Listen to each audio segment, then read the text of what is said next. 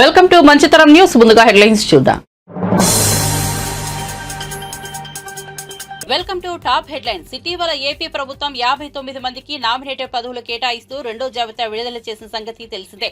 ఈ జాబితాలో ప్రముఖ ప్రవచనకర్త చాగంటి కోటేశ్వరరావుకు కేబినెట్ ర్యాంకుతో కీలక పదవి కేటాయించారు. ఈ క్రమంలో సీఎం చంద్రబాబును చాగంటి కోటేశ్వరరావు ఏపీ సచివాలయంలో కలిశారు. ఈ సందర్భంగా సీఎం చాగంటిని సన్మానించారు.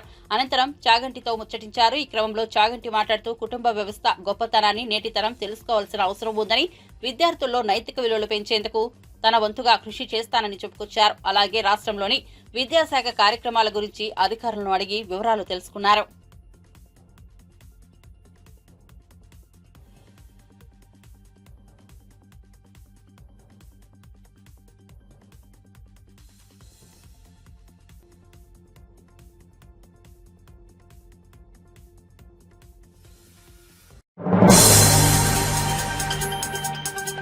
తెలంగాణ ప్రభుత్వం సంచలన నిర్ణయం తీసుకుంది. సీఎం రేవంత్ రెడ్డి ప్రతిష్టాత్మకంగా ఏర్పాటు చేసిన young India skill university Gautam Adani ఇచ్చిన 100 కోట్ల నిధులను తీసుకునేందుకు నిరాకరిస్తున్నామని తెలిపింది. దేశవ్యాప్తంగా అదానీ గ్రూప్ పై రేగుతున్న దుమారాన్ని దృష్టిలో ఉంచుకుని ఈ నిర్ణయం తీసుకున్నట్లు సీఎం రేవంత్ రెడ్డి ప్రకటించారు. ముఖ్యమంత్రిగా నాకు మా మంత్రివర్గానికి లేనిపోని వివాదాలు ఇరుక్కోవడం ఇష్టం లేదని, అందుకే అదానీ గ్రూప్ కు వారి నిధులు తీసుకోవడం లేదని లేఖ రాశామని తెలిపారు. రాష్ట్రంలోని విద్యార్థులు, యువతకు అంతర్జాతీయ స్థాయి స్కిల్ నేర్చుకోవడానికి ఎంతో ముందు చూపుతో స్కిల్ యూనివర్సిటీ నెలకొల్పామని, దానికి సీఎస్ఆర్ నిధుల కింద ఏ కంపెనీ అయినా నిధులు అందించవచ్చు అని వెల్లడించారు. అదేవిధంగా అదానీ ఇస్తే తీసుకున్నామని, అది మా ఇంట్లోకి ఇచ్చింది కాదని, రాష్ట్ర యువత కోసం ఇచ్చిందని సీఎం రేవంత్ రెడ్డి పేర్కొన్నారు.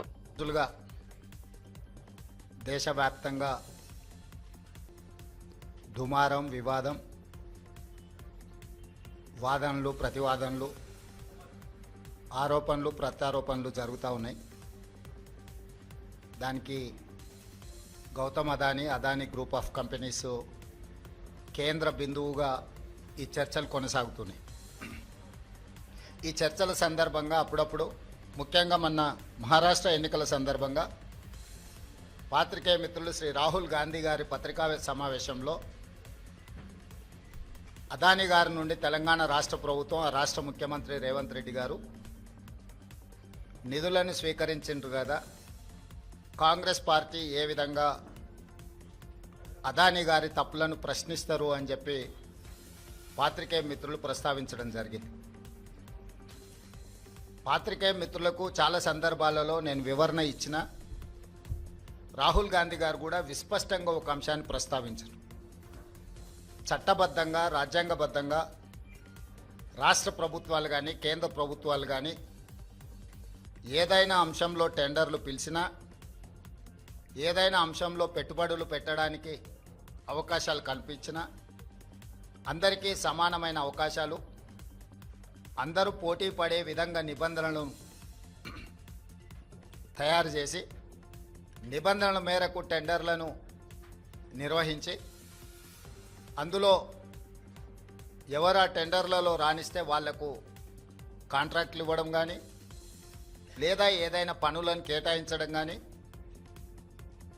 ఏదైనా విషయాలతో అదానీనే కాదు, అంబానీ కావచ్చు, టాటా కావచ్చు, బిర్లా కావచ్చు, ఈ దేశంలో ఉండే ఏ సంస్థలకైనా రాజ్యాంగబద్ధమైన రక్షణ ఉంటుంది, వాళ్ళు పెట్టుబడులు పెట్టడానికి అవకాశం ఉంటుందని రాహుల్ గాంధీ గారు వివరించడం జరిగింది.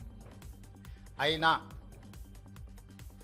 జర్నలిస్టులు కావచ్చు, రాజకీయ పార్టీ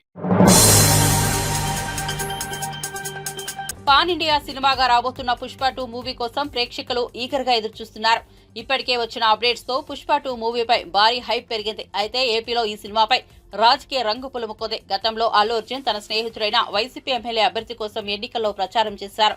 దీంతో జనసేన నాయకులు పవన్ కళ్యాణ్ అభిమానులు అల్లు అర్జున్ తీరును తప్పుబడుతూ విమర్శలు గుప్పిస్తూ ట్రోలింగ్ చేస్తున్నారు. ఈ క్రమంలో పుష్ప 2 మూవీ రిలీజ్ దగ్గర పడుతుండటంతో ఏపీలో ఆ సినిమాను అడ్డుకుంటామంటూ బొమ్మ పడకుండా బహిష్కరిస్తామని ప్రకటనలు చేస్తున్నారు. ఈ నేపథ్యంలో జనసేన నాయకుల కామెంట్స్ పై వైసీపీ లీడర్, మాజీ మంత్రి అంబటి రాంబాబు తనదైన శైలిలో స్పందించారు. సోమవారం మీడియాతో మాట్లాడిన అంబటి రాంబాబు అల్లు అర్జున్ అంటే కొంతమందికి జలసీ అన్నారు. ఆ జలసీతోనే వారి కడుపులు పుచ్చిపోతున్నాయని హాట్ కామెంట్స్ చేశారు. పుష్ప 2 సినిమాను అడ్డుకోవడం అంటే అరచేతిని అడ్డుపెట్టి సూర్యుడిని అడ్డుకున్నట్లే అన్నారు. బాగున్న సినిమాను ఎవరూ అడ్డుకోలేరన్నారు. ఇప్పుడు మన అల్లు అర్జున్ గారి సినిమాని ఆపాలని ప్రయత్నం చేస్తే ప్రజలు చూడరు. బాగుండే సినిమా ఏదైనా చూస్తారు. అరే రాజ్బాబు హీరోగా యాక్ట్ చేసిన సినిమా బ్రహ్మాండంగా చూసాము మేము. సినిమా బాగుంటే ఎన్టీ రామారావు గారి సినిమాలు బాగోకపోతే ఫ్లాప్ అయినాయండి. ఏం చెప్తాం? సినిమా బాగుంటే ఎవరైనా చూస్తారు. అరచేతిని అడ్డు పెట్టి సూర్యకాంతిని ఆపలేరు. అదేవిధంగా ఇలాంటి ఎదరో పోకళ్ళు పోయి సినిమాని ఆపలేరు అని మరోసారి నిరూపించేటటువంటి కార్యక్రమం వస్తుంది. అల్లు అర్జున్ అయినా లేదా జూనియర్ ఎన్టీఆర్ అయినా లేకపోతే మరొకరైనా సినిమా బాగుంటే ఎవరైనా చూస్తారు, బాగోపోతే ఎవరు చూడరు. నాకు తెలిసి అందరూ ఉవ్విళ్ళు ఊరుతున్నారు. పుష్ప 2 చూద్దాం, దానిలో ఎంత బ్రహ్మాండంగా ఉంటుందో అందరూ ఎదురు చూస్తున్నారు. నేను కూడా ఎదురు చూస్తున్నా. మరీ థియేటర్లోకి వెళ్ళి చూడాలంటే ఇబ్బందిని నేను కూడా పుష్ప 2 ఎలా ఉంటుందో చూడాలని నాకు బాగా కోరికగా ఉంది. ఎందుకంటే చాలా అద్భుతంగా పార్ట్ 1 అద్భుతంగా ఉంది కదా, హాలీవుడ్ స్టైల్లో ఉంది కదా, అందరినీ తలదన్నే విధంగా వెళ్ళాడు కదా అల్లు అర్జును. అందువల్ల బాగా జలసిగా ఉంది కొంతమందికి. మీ జలసి వల్ల మీ కడుపులు పుచ్చిపోతాయి, గుర్తుపెట్టుకోండి. పోయేవాడిని ఎవడు పట్టుకోలేడు, పైకి వెళ్ళేవాడిని మీరు పట్టుకోవాలని ప్రయత్నం చేస్తే మీ కడుపులే గ్యాస్తో పుచ్చిపోతాయి, గుర్తుపెట్టుకోమని ఈ సందర్భంగా చెప్తాను. వైసీపీ వాళ్ళకి కూడా పిలిపిస్తున్నారా చూడమని సినిమా? ఏంటి నేను సినిమా చూడమని నువ్వు చూడు నాగరాజు, టికెట్ ఇస్తాను. నాకెందుకు సినిమా ప్రచారం? అడిగారు కాబట్టి చెప్పాను. నేను సినిమా జోలికి వెళ్తానా? అడిగారు కాబట్టి చెబుతాం. అప్పుడెప్పుడో బ్రో సినిమా గురించి వెళ్ళాము, దానిలో నాది కూడా పెట్టారు కాబట్టి. అనేది ఏంటంటే మీరు అడిగారు కాబట్టి కాస్త చెప్పాలి కాబట్టి, మీకు చెప్పకపోతే బాగోదు కాబట్టి కొన్ని ఏమో చెప్పము, కొన్ని ఏమో చెబుతాం. మనకు నచ్చింది చెబుతాం, మనసుకు నచ్చింది నో కామంటే వెళ్ళిపోతాం అని అడిగాడు. జూనియర్ ఎన్టీఆర్ని అల్లు అర్జున్ని ఇద్దరిని బహిష్కరించాలని ఎవరైనా అనుకుంటే అది మీ భ్రమ తప్ప ఎవరిని బహిష్కరించలేదు ఈ దేశంలో, ఈ సినిమాల్లో. గుర్తుపెట్టుకోండి, అల్లు అర్జున్ ఇది ఇంటర్నేషనల్ యాక్టర్గా రూపుదిద్దాడు. అవునా కాదా? అవునా కాదా?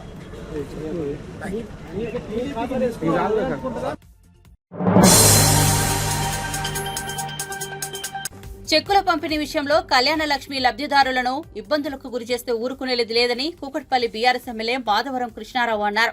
ట్విట్టర్ వేదికగా వీడియో విడుదల చేసిన ఆయన కూకట్పల్లి నియోజకవర్గంలో కళ్యాణ లక్ష్మి చెక్కుల పంపిణీ ఆగిపోవడంపై స్పందించారు. ఆయన మాట్లాడుతూ కూకట్పల్లి నియోజకవర్గంలో కళ్యాణ లక్ష్మి షాదీ ముబారక్ చెక్కులు వచ్చి నెల రోజులు గడుస్తోందని 550 మంది లబ్ధిదారులకు చెక్కులు నిలిపివేయడం దుర్మార్గమని అన్నారు. చెక్కుల కోసం లబ్ధిదారులు తన ఇంటి చుట్టూ తిరుగుతున్నారని, తాను అధికారులను రిక్వెస్ట్ చేస్తే మంత్రి వచ్చాక ఆయన చేతుల మీదుగా లబ్ధిదారులకు అందజేస్తామని చెబుతున్నారని మండిపడ్డారు. మంత్రి చేతుల మీదుగా ఇచ్చేందుకు చెక్కులు పంపిణీ ఆపడం సరికాదన్నారు. తాను రావడం ఇబ్బంది అనిపిస్తే అధికారులు చెక్కులను పంపిణీ చేయాలని డిమాండ్ చేశారు. రేపటిలోగా చెక్కులు పంపిణీ చేయకుంటే ఎంఆర్ఓ కార్యాలయం ఎదుట ధర్నాకు దిగుతారని హెచ్చరించారు. లక్ష్మణ చెక్కులు దగ్గర పెట్టుకొని మంత్రి వస్తాడు, మంత్రి వచ్చినాక ఇస్తాడన్నటువంటి చెప్పుకుంటా దాటేస్తా ఉన్నారు. ఇది ఎమ్మెల్యే గారు మీ చేతుల మీదుగానే కళ్యాణ లక్ష్మి షాద్ ముబారక్ అనేది గతంలో ఉంది, ఇప్పుడు ఉండాలి. ఎందుకంటే ఎమ్మెల్యే గారు సిగ్నేచర్ పెడితేనే శాంక్షన్ ఇస్తారు మీరు. అటువంటిది ఇలా మీరు ఎంత దుర్మార్గంగా నిరుపేదలకు ₹1,00,000 కళ్యాణ లక్ష్మి చెక్కులు వచ్చి ఉంటే కూడా ఇవ్వలేనటువంటి పరిస్థితులు మీరు ఉన్నారంటే నిరుపేదలు ఏ రకంగా పుట్టగొట్టుకుంటున్నారు అనేది ఇదే నిదర్శనం. 550 కళ్యాణ లక్ష్మి చెక్కులు షాద్ ముబారక్ చెక్కులు ఉంటే నిరుపేదలు నా ఇంటి చుట్టూ తిరుగుతున్నారు. నేను ఎంఆర్ఓని అడుగుతున్నాను, కలెక్టర్ని అడుగుతున్నాను, ఆర్డీఓని అడుగుతున్నాను. ఎంత చెప్పినా ఇయ్యాల రేపు మంత్రి గారు టైం ఇస్తలేడు, ఆ టైం ఇస్తలేడు. ఈ రకంగా దాటేస్తూ పోతా ఉన్నారు. నేను ఒకటే అడుగుతా ఉన్నాను గవర్నమెంట్ గారు, ముఖ్యమంత్రి గారు, ఒక ఎమ్మెల్యేను 72,000 మెజార్టీతో గెలిపించి కుక్కట్పల్లి ప్రజలను నేను కళ్యాణ లక్ష్మి చెక్కులు ఇచ్చేటప్పుడు, షాద్ ముబారక్ చెక్కులు ఇచ్చేటప్పుడు వాళ్ళకి భోజనం పెట్టి 24 గంటల్లో చెక్కులు ఇచ్చే సందర్భాలు ఉన్నాయి. కళ్యాణ లక్ష్మి ఇచ్చిన నుంచి ముఖ్యమంత్రి గారు కేసీఆర్ గారు పెట్టినటువంటి స్కీమే నిరుపేదలకు అదొక మంచి అవకాశము, వాళ్ళ పెళ్లిలకు ఉపయోగపడుతుంది, అప్పులు చేస్తారని చెప్పి భయానికి బాధపడుకుంటూ ఆ రోజు ₹1,00,000 కళ్యాణ లక్ష్మి చెక్కులు ఇవ్వమని చెప్తే మీరు ఇవ్వకుండా నెలలో నుంచి కుక్కడపల్లి కాన్ఫరెన్స్లో ఆపడం అనేది దుర్మార్గమైన విషయం. మీరు ఇంకా తులం బంగారం ఇస్తామన్నారు. ఆ తులం బంగారం పక్క పెట్టినా కూడా ఆ ₹1,00,000 అనుకున్నటువంటి ప్రభుత్వం ఇచ్చినటువంటి ₹1,00,000 కూడా మీరు ఇవ్వకుండా నిరుపేద ప్రజలను ఇబ్బంది పెడుతున్నారు. నేను మళ్ళా మీకు రిక్వెస్ట్ చేస్తా ఉన్నాను, ఎలక్ట్రానిక్ మీడియా ద్వారా నేను రాకమంటే రాను, కానీ మీరు నిరుపేదలకు ఇచ్చేయండి, మండలాభి నుంచి అలాట్ చేయండి. మీకు నేను వస్తే బాధపడతారు, ఎమ్మెల్యే వస్తే ఇవ్వద్దు బాధపడతారు అనుకుంటే మీరే ఇవ్వండి అని చెప్పాను. అనంతపురం జేఎన్టీయూ ప్రాంగణంలో భారతీయ జనతా యువ మోర్చా ఆధ్వర్యంలో నిర్వహించిన PM internship awareness programme for students కార్యక్రమంలో మంత్రి సత్యకుమార్ యాదవ్ పాల్గొన్నారు. కేంద్ర రాష్ట్ర ప్రభుత్వాల ద్వారా లభించే వివిధ స్కాలర్షిప్లు, ఉద్యోగ ఉపాధి అవకాశాల గురించి విద్యార్థులకు అవగాహన కల్పించారు. ఈ సందర్భంగా ఆయన మాట్లాడుతూ ప్రధానమంత్రి employment generation programme, startup India వంటి ప్రోగ్రాంల ద్వారా విద్యార్థులు తమ భవిష్యత్తు తీర్చిదిద్దుకోవచ్చని అన్నారు. అలాగే స్కిల్ డెవలప్మెంట్ కోసం ప్రధానమంత్రి కౌశల్ వికాస్ యోజన, డీడీయూజీకే, స్కిల్ సెన్సెస్ వంటివి ఉపయోగపడతాయని తెలిపారు. పీఎం ఇంటర్న్షిప్ ఏడాది పాటు తీసుకుంటే చదువు అనంతరం కంపెనీల్లో చేరేందుకు వెయిటేజీగా పరిగణిస్తారు.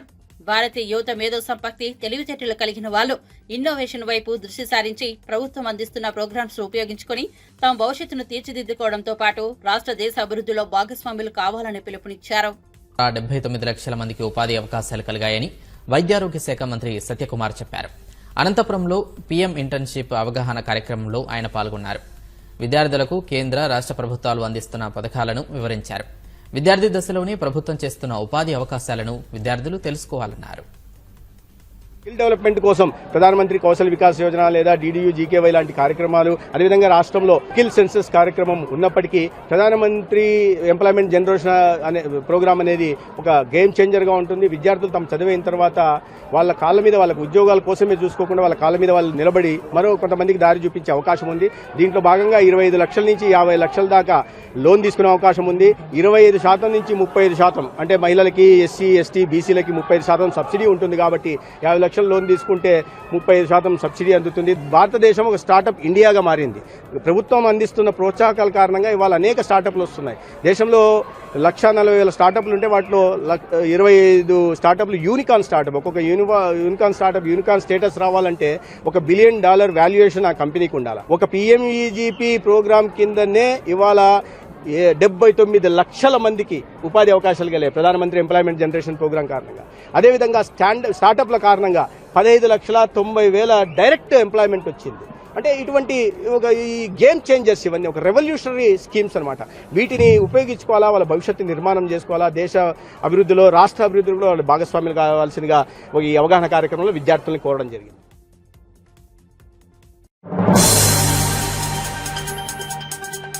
లగచర్లలో 9 నెలలుగా దళిత గిరిజన రైతులు ఆందోళనలు చేస్తున్నారని బీఆర్ఎస్ వర్కింగ్ ప్రెసిడెంట్ మాజీ మంత్రి కేటీఆర్ అన్నారు. లగచర్ల బాధితులకు మద్దతుగా మహబూబాబాద్ లో భారీ ధర్నా నిర్వహించారు. ఈ ధర్నాలో పాల్గొన్న కేటీఆర్ మాట్లాడుతూ 9 నెలలుగా ధర్నా చేస్తున్నా వారితో మాట్లాడేందుకు సీఎం రేవంత్ రెడ్డి సమయం ఇవ్వలేదని మండిపడ్డారు. రైతులను కలిసేందుకు టైం లేదు, కానీ ఢిల్లీకి వెళ్లేందుకు మాత్రం క్యూ కడుతున్నారని విమర్శించారు. సొంత నియోజకవర్గంలోనే సీఎం తిరుగుబాటు ఎదుర్కొన్నారని అన్నారు. సొంత అల్లుడి కోసం ముఖ్యమంత్రి పేదల భూములు లాక్కున్నారని ఆరోపించారు. అదాని అల్లుడు అన్నాదమ్ముల కోసమే రేవంత్ పనిచేస్తున్నారని కీలక ఆరోపణలు చేశారు. రేవంత్ రెడ్డికి మహారాష్ట్ర ప్రజలు సరిగా బుద్ధి చెప్పారని అన్నారు. తనను రాళ్లతో కొడతామని కొందరు ఎమ్మెల్యేలు బెదిరిస్తున్నారు. వారిపై పోలీసులు ఎందుకు కేసులు నమోదు చేయడం లేదని ప్రశ్నించారు. గతంలో మానుకోట రాళ్లదారి నుంచి నిప్పు పుట్టిందని గుర్తు చేశారు. ఆ నిప్పు నుంచే తెలంగాణ వచ్చిందని తెలిపారు. లగచర్లలో జరిగింది రేపు ఇంకెక్కడైనా జరగొచ్చని అన్నారు. డీజీపీ గారు అయిపోయింది కదా లగచర్ల, ఇక్కడెందుకు అంటాడు, మానుకోటలో ధర్నా ఎందుకు అంటాడు. ఒక్క మానుకోటలోనే కాదు రేవంత్ రెడ్డి, ఈ రాష్ట్రంలో అవసరమైతే ఎక్కడెక్కడ బీద వాళ్ళు ఉన్నారో, ఎక్కడెక్కడ గిరిజన రైతులు ఉన్నారో, ఎక్కడెక్కడ మా దళిత అన్నదమ్ములు ఉన్నారో, ఎక్కడెక్కడ బలహీన వర్గాల అన్నదమ్ములు ఉన్నారో, మొత్తం 119 నియోజకవర్గాల్లో అవసరమైతే ఆ కొడంగల్ బక్కచిక్కిన రైతుల కోసం తప్పకుండా బీఆర్ఎస్ పార్టీ ధర్నా చేస్తుంది, కదం దొక్కుతుంది, కదులుతుంది. నీ ప్రభుత్వాన్ని కూకటి వేళ్లతో పెగిలించేదాకా వదిలిపెట్టమనే మాట కూడా విజ్ఞప్తి చేస్తా ఉన్నా. ఇంకొక మాట నేను అడుగుతా ఉన్నా, మిమ్మల్ని ఆలోచించమని కోరుతున్నా. ఎవరి కోసం? ఫార్మా విలేజ్ అల్లుని కోసం అక్కడ ఫార్మా దుకాణం పెట్టి వాళ్ళ సొంత అల్లుని కోసం ఇవాళ పేదవాళ్ళ భూములు గుంజుకునే ప్రయత్నం చేస్తా ఉన్నాడు. ఈ ముఖ్యమంత్రి పేదోళ్ళ కోసం పనిచేస్తలేడు. అదాని కోసం, అల్లుని కోసం, అన్నగాని కోసం, తమ్ముడి కోసం, వాళ్ళ కోసం తప్ప రాష్ట్రంలో రైతుల కోసం గాని, పేదవాళ్ళ కోసం గాని ఈ ముఖ్యమంత్రి పనిచేస్తలేడు. ఒక్కసారి ఆలోచించండి. ఇంకో 10 రోజులైతే సంవత్సరం నిండుతుంది రేవంత్ రెడ్డి ప్రభుత్వం కూర్చొని. ఏం చెప్పిండు అన్నాడు? యాదకొండల మీ అందరికీ మహబాద్కి వచ్చి ఇవాళ ఇక్కడున్న ఎమ్మెల్యే, డోర్నకల్ ఎమ్మెల్యే, అదేవిధంగా మహబాద్ జిల్లాలోని ఇల్లెందు ఎమ్మెల్యే సమాధానం చెప్పాలా. మీరే కదా ఇంటింటికి వచ్చింది, మీరే కదా గల్లీ గల్లీ తిరిగింది. 6 గ్యారంటీలు అన్నారు, 100 రోజుల్లో అమలు చేస్తామన్నారు, పేదవాళ్ళకు అండగా నిలబడతామన్నారు. ఏ ఒక్క హామీ అన్న అమలైందా? ఒక్కసారి చెప్పవలసిందిగా కోరుతా ఉన్నా. కేసీఆర్ ఉన్నప్పుడు రైతు బంధు పడుతుండేనా? పడుతుండే అంటే ఎస్ అనాలే. పడుతుండేనా? కేసీఆర్ ఉన్నప్పుడు రైతు బంధు టైంకి పడుతుండేనా? రైతు బీమా వస్తుండేనా? 24 గంటల కరెంట్ వస్తుండేనా? మరి రేవంత్ రెడ్డి వచ్చినాక వస్తున్నాయా? రైతు బంధు ఎగ్గొట్టిండా? రైతు బీమా బంద్ పెట్టిండా? బోనస్ బోగస్ అయిందా? పార్లమెంట్ శీతాకాల సమావేశాలు సోమవారం ప్రారంభమయ్యాయి. ఈ సమావేశంలో రాష్ట్రానికి రావాల్సిన నిధులు, ప్రాజెక్టులపై కేంద్రంతో చర్చలు జరపనున్నట్లు సీఎం చంద్రబాబు ఇటీవల పేర్కొన్న విషయం తెలిసిందే. ఇదిలా ఉంటే మొదటిసారి శీతాకాల పార్లమెంట్ సమావేశాలు ప్రారంభమైన గంటకే ఉభయ సభలు వాయిదా పడ్డాయి. అయితే తాజాగా ఓ ఆసక్తికర పరిణామం చోటు చేసుకుంది. అప్పుడెప్పుడో పుచ్చలపల్లి సుందరయ్య లాంటి వ్యక్తులు చట్టసభలకు సైకిల్ మీద వెళ్లి ఆదర్శంగా నిలిచినట్టు మనం విన్నాం. మళ్లీ ప్రస్తుత కాలంలో అదే సీన్ రిపీట్ చేసి ఆదర్శంగా నిలిచారు. విజయనగరం ఎంపీ కలిశెట్టి అప్పలనాయుడు మొదటిసారి పార్లమెంట్ సమావేశాలకు సైకిల్పై వెళ్లిన విషయం తెలిసిందే. అయితే ఈ పార్లమెంట్ సమావేశాలకు టీడీపీ ఎంపీ కలిశెట్టి అప్పలనాయుడు మరోసారి టీడీపీ గుర్తు అయిన సైకిల్పై వెళ్లారు. ప్రస్తుతం ఈ వీడియో సోషల్ మీడియాలో వైరల్ గా మారింది.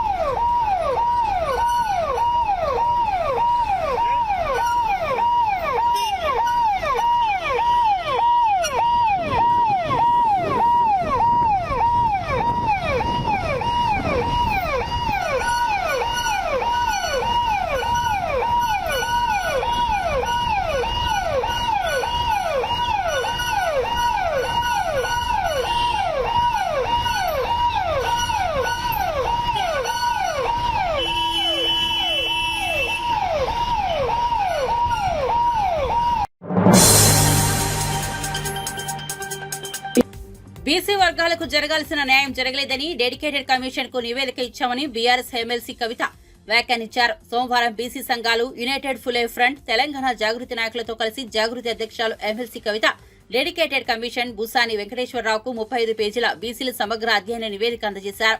అనంతరం ఆమె మాట్లాడుతూ రాజ్యాంగం ప్రకారం బీసీలకు హక్కులు కల్పించలేదని అన్నారు. ప్రాంతీయ పార్టీలు అధికారంలోకి వచ్చాక బీసీలకు న్యాయం జరిగిందని తెలిపారు. బీసీలకు రాజకీయంగా, ఆర్థికంగా ప్రాంతీయ పార్టీలతోనే జరిగిందన్నారు. బీజేపీ కులగణనకు వ్యతిరేకంగా సుప్రీంకోర్టులో చెప్పిందని, బీజేపీ డీఎన్ఏలో బీసీ, ఎస్సీ, ఎస్టీలకు వ్యతిరేకంగా ఉందని విమర్శించారు. అదేవిధంగా బీసీలకు స్థానిక సంస్థల ఎన్నికల్లో 42% రిజర్వేషన్లు ఇస్తామని కాంగ్రెస్ పార్టీ హామీ ఇచ్చిందని, బీసీలకు హామీ ఇచ్చిన విధంగా కాంగ్రెస్ పార్టీ కామారెడ్డి డిక్లరేషన్ అమలు చేయాలని డిమాండ్ చేశారు. हैदराबाद में वक्त बीसी कमीशन को एक रिपोर्ट पेश की। के कविता ने 35 सफात पर मुश्तमिल ये रिपोर्ट जात के सर्वे के वसी मुताले की बुनियाद पर तैयार की। ये तेलंगाना में बीसी कम्युनिटीज को मुतासिर करने वाले कलीदी शोबे पर रोशनी डालता है, जिसमें कमीशन की तरफ से गौर के लिए 20 अहम मुतालिबात तजवीज किए गए। कविता ने बीसी के हुकूक की हिमायत करने और तेलंगाना की तरक्याती फ्रेमवर्क में मसावी नुमाइंदगी को यकीनी बनाने के लिए बीआरएस पार्टी के अज़्म का अहाता किया। తెలంగాణ జాగృతి అనే సంస్థ దాదాపు 2 దశాబ్దాల నుంచి వివిధ రకాల కార్యక్రమాలు చేస్తూ తెలంగాణ ప్రజలకు సంబంధించిన అనేక అంశాలు హైలైట్ చేస్తూ వచ్చింది. నేషనల్ వైడ్ ఉన్నటువంటి ఇష్యూస్ కూడా టేకప్ చేస్తూ తెలంగాణ సొసైటీలో ఉన్నటువంటి డౌన్ క్రౌడెడ్ సెక్షన్స్ కి సంబంధించిన ఇష్యూస్, అది ఎస్టీ చర్చలకు సంబంధించిన ఇష్యూస్, దళితులకు సంబంధించిన ఇష్యూస్, మహిళలకు సంబంధించిన ఇష్యూస్ కంటిన్యూస్ గా టేకప్ చేస్తూ వచ్చారు. అదే కోవలో మహిళా రిజర్వేషన్ కోసం దేశవ్యాప్తంగా రిజర్వేషన్ ఉండాలన్న అంశం మీద ఢిల్లీలో 16 జాతీయ పార్టీలను ఒక దగ్గర తీసుకొచ్చి ఢిల్లీలో ఆ సందర్భంలో మా ముందు ఒక ప్రశ్న వచ్చింది. మహిళలు అనేటటువంటి విషయం మాట్లాడినప్పుడు సగభాగం ఉన్నటువంటి మహిళలు, అందులో సగభాగం ఉన్నటువంటి బీసీ మహిళలకు ప్రాతినిధ్యం ఇవ్వాలి స్టాండర్డ్ మేము ఖరాఖండిగా ఉండబద్దలు బీసీ కోటా ఉండాల్సింది, కోటా ఉండాల్సింది మహిళా రిజర్వేషన్ మేము బలంగా వినిపించడం. అయితే మహిళా రిజర్వేషన్ బీసీ కోటా ఉండాలి. నంద్యాల జిల్లా శ్రీశైలం శ్రీ బ్రహ్మరాంబ సమేత మల్లికార్జున స్వామి అమ్మవారిని తెలుగు సినీ ప్రముఖ దర్శకుడు బోయపాటి శ్రీను దర్శించుకున్నారు. కార్తీక మాసం సోమవారం కావడంతో శ్రీ స్వామి అమ్మవారిని దర్శించుకుని ప్రత్యేక పూజలు నిర్వహించారు. దర్శనానంతరం ఆలయం వద్దకు వచ్చిన సినీ దర్శకుడు బోయపాటి శ్రీనుకు ఆలయ అర్చకులు దేవస్థానం పీఆర్ఓ శ్రీనివాసరావు దర్శన ఏర్పాట్లు చేశారు. దర్శనం అనంతరం ఆలయం బయట సాధువులకు సినీ దర్శకుడు బోయపాటి శ్రీను దానం చేసి తిరిగి బయలుదేరి వెళ్లారు.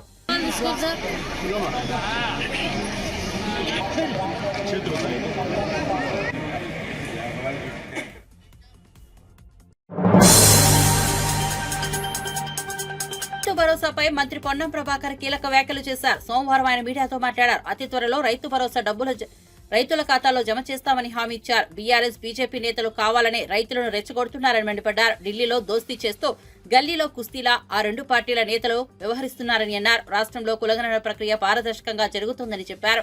దీంతో దేశంలోని అతిపెద్ద మార్పునకు శ్రీకారం చుట్టామని అన్నారు. మరోవైపు రాష్ట్రంలో సమగ్ర కుటుంబ సర్వే చివరి దశకు చేరుకుంది.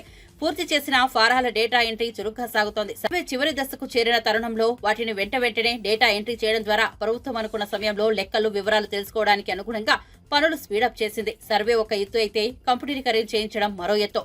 ఈ నేపథ్యంలో డేటా ఎంట్రీపై ఉప ముఖ్యమంత్రి మల్లు భట్టి విక్రమార్క కలెక్టర్లతో వీడియో కాన్ఫరెన్స్ ద్వారా సూచనలు సలహాలు ఇచ్చారు. డేటా ఎంట్రీకి ఉన్న ప్రాధాన్యతను వివరించారు. రాష్ట్ర వ్యాప్తంగా డేటా ఎంట్రీని ఇప్పటికే ప్రారంభించారు. కాంగ్రెస్ పార్టీ ఓడిపోయినందుకు సంతోషపడుతురా స్పష్టం చేయమని సందర్భంగా డిమాండ్ చేస్తా ఉన్నా. భారతీయ రాష్ట్ర సమితి భారతీయ జనతా పార్టీ ఒకటే ఢిల్లీలో కుస్తీ గల్లీలో దోస్తీ అని మేము చెప్పింది మళ్ళొక్కసారి నిజమైందా లేదు. ఎందుకంటే ఎన్నికలకు ముందు పూటక వాగ్దానాలు చెప్తారు. మహారాష్ట్రలో కాంగ్రెస్ కోట ఏదైనా పిలుపునిచ్చారు, ఢిల్లీకి పోయి పిలుపునిచ్చారు. అటువంటి వాళ్ళు ఇలా పార్లమెంట్ ఎన్నికల్లో భారతీయ జనతా పార్టీకి మద్దతునిచ్చి 0 సీట్లు తెచ్చుకున్న వాళ్ళు ఇలా కాంగ్రెస్ పార్టీ గురించి మాట్లాడుతుంటే నేను అడుగుతా ఉన్న వాళ్ళను, మీరు భారతీయ జనతా పార్టీకి బి టీం కాకపోతే ఏమవుతారని అడుగుతా ఉన్నాం. ఇలా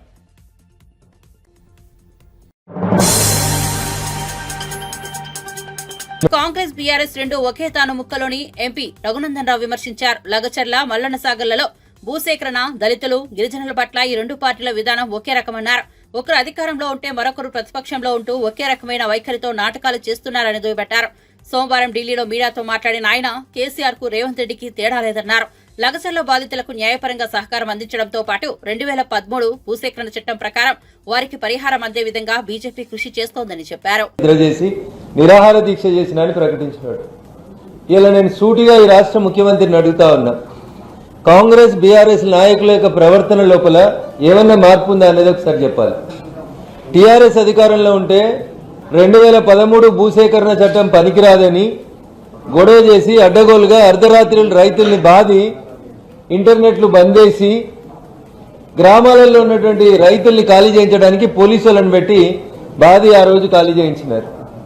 ఈ రోజు రేవంత్ రెడ్డి గారు లగచర్ల విషయం లోపల చేసినటువంటి బడుగు బలహీన వర్గాలకు సంబంధించినటువంటి రైతన్నల మీద చేసినటువంటి దాడి కూడా అప్పటి టీఆర్ఎస్ ప్రభుత్వానికి ఏం భిన్నంగా ఉందో రాష్ట్ర ముఖ్యమంత్రి చెప్పాలి.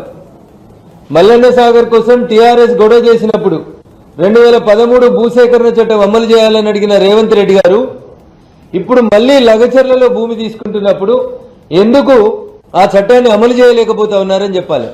మేమే తెచ్చినాం, కొత్త భూసేకరణ చట్టం మాదే, రైతన్నల్ని ఆదుకుంటాం, 2013 భూసేకరణ చట్టం ప్రకారమే నష్టపరిహారం ఇవ్వాలని చెప్పినటువంటి రేవంత్ రెడ్డి కాంగ్రెస్ పార్టీ ఈ రోజు లగచర్లలో ఈ రకంగా దాడులు చేయడం అనేది ఏ రకంగా సమంజసం ఒకసారి ఆలోచించుకోవాలి. ఈరోజు దురదృష్టం పార్లమెంట్ అనుకోకుండా అడ్జస్ట్ అయింది. లేకుంటే రూల్ 377 కింద లగచర్లలో రైతన్నల మీద జరిగినటువంటి దాడి పట్ల రాష్ట్ర ప్రభుత్వం భూసేకరణ విషయంలో అవలంబిస్తున్నటువంటి విధానం పట్ల నేను రూల్ 377 కింద పార్లమెంట్లో నోటీస్ ఇవ్వడం జరిగింది.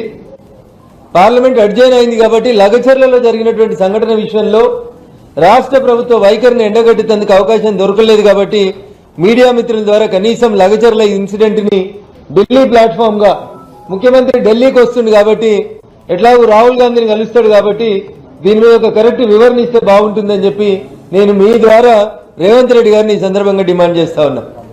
ఇకపోతే ఇంకొక ఆయన పోయి మానుకోటలో డ్రామా మొదలు పెట్టిండు. 10 ఏళ్లు అడ్డగోలుగా భూమిని సేకరించి అధికారం ఉంది కదా అని కుకునూరుపల్లి పోలీస్ స్టేషన్లో మహిళల్ని కూడా గొంతులు బట్టి పిసికిరప్పుడు తెలంగాణ పోలీసు వాళ్ళు మల్లన్న సాగర్లో భూములు వద్దంటే లక్ష్మక్క అనటాన్ని ఒక ఆమెని గొంతు బట్టి పిసికి మరీ పోలీసు వాళ్ళు పోలీస్ స్టేషన్ లేచి నిర్బంధించారు. ఇవాళ ఆయన పోయి మేము బీసీలకి, ఎస్సీలకి, ఎస్టీలకి మద్దతు ఉంటామని చెప్పి మానుకోటల ట్రైబల్ సోదరులు ఎక్కువ ఉంటారు, గిరిజనులు ఎక్కువ ఉంటారు అని ధర్నా చేస్తా ఉన్నాడు. ఎట్లుంది కేటీఆర్ పరిస్థితి అంటే 100 ఎలుకల్ని తిన్న తర్వాత పిల్లి కాశీకి బయలుదేరిందంట. బంగాళాఖాతంలో ఏర్పడిన అల్పపీడనం తీవ్ర అల్పపీడనంగా రూపాంతరం చెంది వాయుగుండంగా మారిందని భారత వాతావరణ శాఖ వెల్లడించింది. ప్రస్తుతం పశ్చిమ వాయు దిశగా కదులుతున్న వాయుగుండం 24 గంటల్లో తీవ్ర వాయుగుండంగా మారే అవకాశం ఉందని పేర్కొంది.